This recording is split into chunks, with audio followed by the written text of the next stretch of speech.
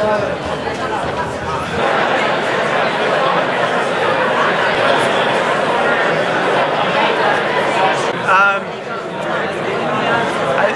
guess in a nutshell, we're deviating from the traditional template that our region uses, which is to take a tip from Burgundy and explore, I guess, other regions as influence, and we use the Loire.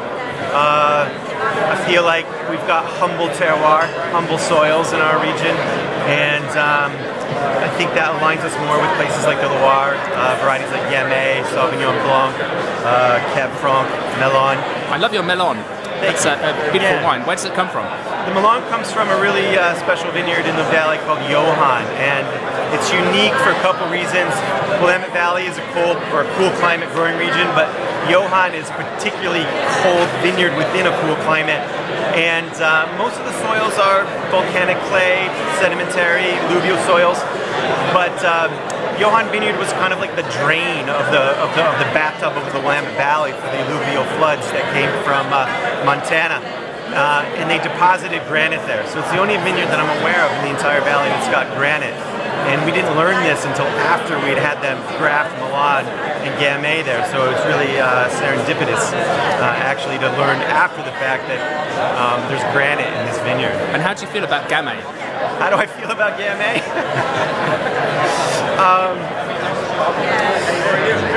I love Gamay. Gamay to me is a bit more of like a punk rock variety than Pinot Noir. I love Pinot Noir, but the attitude of Gamay I think is more in line with my own personal feelings about life and wine.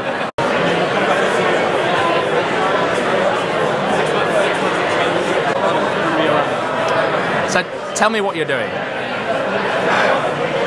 Up in Calaveras County in California, farming like a maniac on limestone and schist, trying to keep a sense of humor about it. Yeah. And your wines, there's a sort of historical theme here, isn't it? Historical theme indeed, looking back into California's viticultural history and tradition, trying to reforge a link to what was going on in the vineyards in California before Prohibition changed the face of our vineyards. So varieties like Trousseau Noir, like Chenin Blanc and Riesling, reaching back into history to reforge that link. And I was really interested with the King Andrews. What's the story there? The King Andrews was an attempt to recreate what might have been a typical white field blend that could be found in California during the 19th century. So cuttings from some older vineyards in California, including components such as Trousseau Gris and Green Hungarian, Chenin Blanc, Chasselas, putting them together in the vineyard and almost taking a look at history through the vines. And you've got quite an emphasis on white wines. Is that something that really interests you? It is a little bit of personal preference, you know, what I enjoy drinking. Although that is shifting a little bit now as well. I've started to find some red varieties that I think do very well in my vineyard that I'm very curious to see about, things like Mondouse and Pinot Donis. So we should start seeing some, maybe not a shift in emphasis toward reds, but a few more reds coming. Super.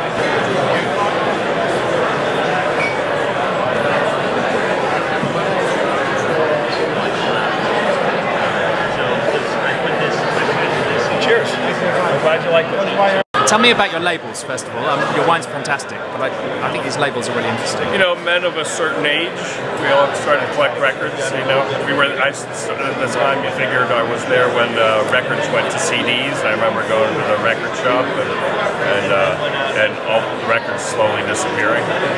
But it's a lot like wine, so music. Yeah. So that's why we kind of went with the record. Is there sort of a parallel between the analog approach to music and your approach to winemaking? Exactly. That's kind of the idea. You want all the scratches and pops. You know, it's tangible at least. It's like wine in the records is kind of, you can pick it up and look at the jacket. You know, you can't do that digitally. Nothing is that exciting anymore. And which varieties do you really love working with? Cabernet Franc is our biggest, my biggest. I think in the style that we make it, it's kind of lighter body, it's easy drinking. I don't want to